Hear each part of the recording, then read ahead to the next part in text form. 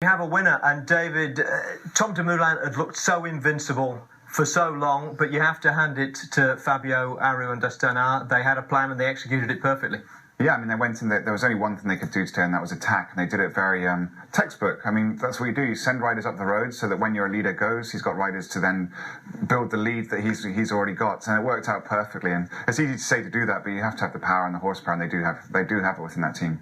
Yeah, I mean, the same textbook is available to Giant, and knowing that they couldn't really do much for Dumoulin on the climbs, you wonder why they didn't have men in the break as well. Yeah, I think they made a massive mistake there. I mean, they know their weakness is the mountains, and 38 riders go, they should have at least had 2 riders in there. I mean, because that was the only way they could help Tom Dumoulin. They knew Astana were going to attack, they had to attack, and they knew that Tom would then be isolated, so what he needed to have were riders that could drop back and help him.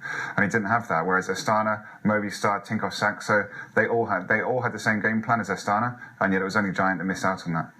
And then there was the secondary drama when Nairo Quintana and Rafael Majka went away, and Perito Rodriguez obviously didn't have great legs today himself, but had to go at a certain point. Yeah, I mean, it was pretty close, actually, when you look at it in the end. I mean, it was an incredible attack by Quintana. It's the first time we've seen the Quintana that we know from the Tour de France in previous years. I mean, it was a devastating attack. He was in the big ring towards the end of that last climb. And also, Rafael Majka, the strength he had to defend, because he was having to defend his position as well.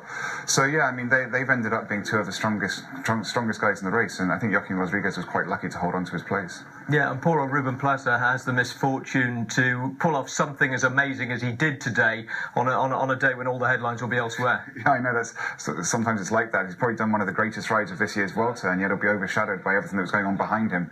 So it's a bit of a shame for him, but I don't think it'll bother him that much. No, great stage win for Ruben Plaza, and despite the race overall